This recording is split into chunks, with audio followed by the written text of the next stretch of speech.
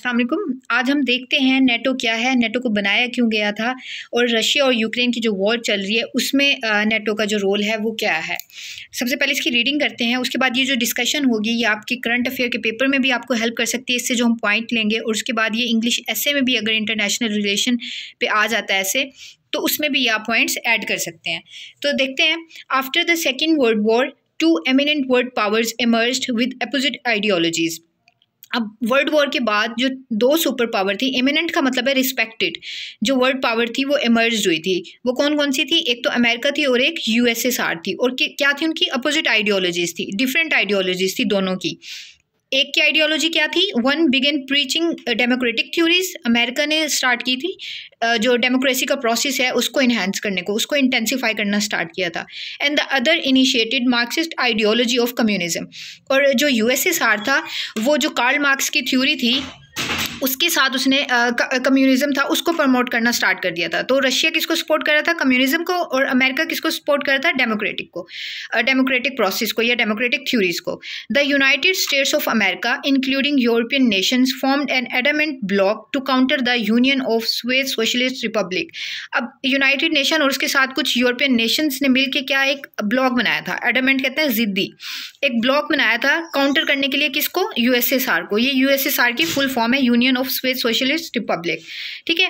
तो together they signed a Warsaw pact now called NATO. अब देखिए नेटो क्या है। यूएसए अमेरिका ने और कुछ यूरोपियन नेशन ने क्या किया था, एक एग्रीमेंट बनाया था जिसे हम क्या कहते थे पहले? वार्सा पैक्ट, और जिसे आजकल कहा जाता है नेटो। नेटो की फुल फॉर्म क्या है? North Atlantic Treaty Organisation. ये तो है इंट्रोडक्शन नेटो का। अब आगे देखते हैं। Till now NATO has been deemed one of the strongest group because of Article 5। अब नेटो क्या है? नेटो एक स्ट्रॉन्गेस्ट ग्रुप है। किस चीज़ का? मिलिट्री ग्रुप है, बिकॉज ऑफ आर्टिकल 5। अब आगे जाने से पहले हम यहाँ पे एक एक्सप्रेशन देख लेते हैं वन ऑफ का। अब यहाँ पे देखिए, one of the strongest groups, ये एक ग्रामर का एक एक्सप्रेशन है, इसको देख लेते हैं। अब यहाँ पे देखें, जहाँ पे भी आपने वन ऑफ द लगाते हैं वहाँ पे जो नाउन होता है वो हमेशा प्लूरल होता है। जैसे यहाँ पे है वन ऑफ द ग्रुप्स, ठीक है, ये देखें one of the strongest groups. अब यहाँ पे देखें, और वर्ब उसके साथ क्या होगी? सिंगुलर होगी। अब अगर मुझे बोलना है कि one of the students, one of के साथ जब भी लगाएंगे नाउन क्या होगा? प्लूरल होगा, स्टूडेंट्स होगा, लेकिन वर्ब क्या होगी? सिंगुलर होगी। अब इसका मतलब क्या होता है? जहाँ पे आपने बताना होता है बहुत सौ में से एक, वहाँ पे आप लगाते हैं वन ऑफ द स्टूडेंट्स। अब यानी कि बहुत सारे स्टूडेंट हैं, उनमें से एब्सेंट कौन है? सिर्फ एक है। One of my best friends, मेरी बेस्ट फ्रेंड में से एक, ये एक्सप्रेशन हम यूज़ करते हैं। अब यहाँ पे भी जो एक्सप्रेशन यूज़ किया गया है, deemed one of the strongest group, NATO जो है वो क्या है? बहुत सारे स्ट्रॉन्गेस्ट ग्रुप में से एक है, ठीक है। इसीलिए यहाँ पे हमने नाउन क्या लगाया है? प्लूरल। अगर यहाँ पे वर्ब लगती तो वो क्या लगती? सिंगुलर लगती, बिकॉज ऑफ आर्टिकल 5। अब हम देखते हैं आर्टिकल 5 क्या है। आर्टिकल 5 कहता है, if a rival country attacks on any group member of NATO, the attack will be considered on all NATO member। अब नेटो क्यों पावरफुल है? क्योंकि नेटो के आर्टिकल 5 के मुताबिक अगर कोई एक राइवल कंट्री भी किसी एक नेटो के मेंबर पे अटैक करता है ना, तो वो तमाम नेटो के मेंबर पे अटैक समझा जाएगा और उसके रिटेलिएशन में तमाम नेटो के मेंबर उस कंट्री पर अटैक कर देंगे। तो इसकी वजह से ही बहुत ज़्यादा पावरफुल है नेटो का मेंबर। देखें, however, the Ukraine-Russia conflict has withered NATO's global dominance. NATO was mainly established to seize growing USSR or communist influence towards Europe and Asian countries। अब वो कह रहे हैं नेटो को बनाया क्यों गया था? NATO was mainly established, बनाया गया था सिर्फ जो यूएसएसआर का जो एक्सपेंशन है ना, जो कम्युनिस्ट इन्फ्लुएंस है वो ना जाए यूरोप की तरफ या एशियन कंट्रीज़ की तरफ, इसीलिए नेटो बनाया गया था ताकि उसको हम क्या कर सकें? स्टॉप कर सकें। Ukraine was mere a battle ground for NATO and the west. अब यूक्रेन जो है ना वो सिर्फ एक बैटल ग्राउंड बन चुका है क्योंकि नेटो का मेंबर नहीं है यूक्रेन, और रशिया का बॉर्डर लगता है यूक्रेन के साथ। यूक्रेन ने कहा था कि मैं नेटो ज्वाइन कर लूँगा, तो इसीलिए रशिया को क्या थ्रेट फील हुआ कि अगर यूक्रेन ज्वाइन कर लेता है नेटो को तो वो बॉर्डर तो बिल्कुल रशिया के साथ है, और इसी का आर्टिकल कहता है कि अगर एक कंट्री पे अटैक होगा तो वो पूरे नेटो पे अटैक समझा जाएगा। इसीलिए अगर रशिया पहले अटैक कर देता है अब यूक्रेन पे, क्योंकि अब यूक्रेन मेंबर नहीं है नेटो का, तो इसीलिए नेटो रिटेलिएट नहीं कर सकती रशिया के खिलाफ। लेकिन अगर मेंबर बन जाता है यूक्रेन, बन जाता अगर यूक्रेन, तो क्या था फिर अगर रशिया अटैक करता यूक्रेन पे तो तमाम नेटोज़ की जो कंट्रीज़ थी वो अटैक कर देती रशिया पे। लेकिन अभी वो नहीं कर सकती, अभी वो सिर्फ सपोर्ट कर रही हैं आर्म्स के थ्रू, वेपन्स के थ्रू यूक्रेन को, क्योंकि यूक्रेन अभी मेंबर नहीं है नेटो का।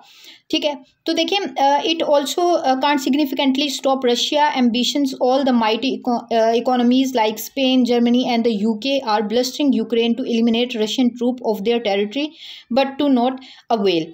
तो अब ये सब क्या कर रही हैं, जितनी भी जॉइंट इकोनॉमीज़ हैं ये हेल्प कर रही हैं यूक्रेन को वेपन्स के थ्रू, कि ताकि रशिया की जो ट्रूप्स हैं वो निकल जाएं यूक्रेन से, बट लेकिन उससे हासिल कुछ नहीं हो रहा।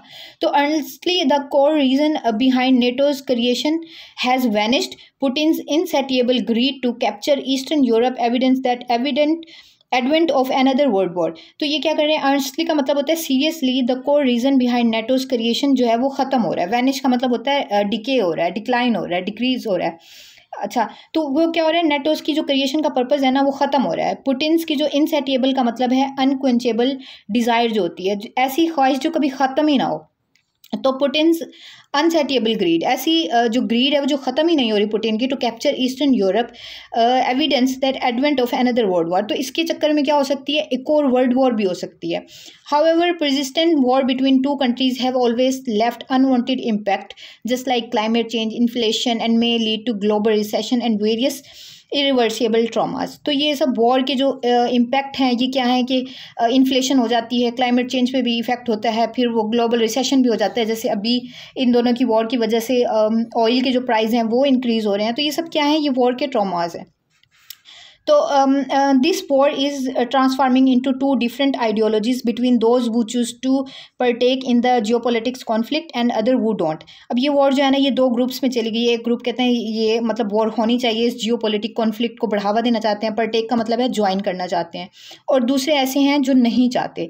अब कंक्लूजन क्या है, world's powerful institutions such as UNO, United Nation Organization and NATO खुद जो मिलिट्री अलायंस है, should work collective to counter Putin's evil tactics. अब वो जो वर्ल्ड पावरफुल इंस्टीट्यूशंस है ना, जैसे कि यूएनओ है, नेटो है, इनको इकट्ठे मिल के एफर्ट करनी चाहिए। क्या करने के लिए, अब ये जो है ना पुटिन्स ईवल टैक्टिक्स, ये आप अपने एग्जाम में ये वर्ड नहीं लिख सकते क्योंकि आपने किसी की साइड नहीं लेनी। तो ईवल का मतलब होता है शैतानी। तो आपने यहाँ पे क्या लिखना है कि इन दोनों को मिलके काम करना चाहिए, यूएनओ और नेटो को, कि वो पीस रिस्टोर कर सकें रीजन के अंदर, बजाय इसके ये लिखने की कि पुटिन्स ईवल टैक्टिक्स। ठीक है, तो फिर यही इसका मेन मतलब कंक्लूजन है कि दोनों को मिलके एफर्ट्स करनी चाहिए। Thank you.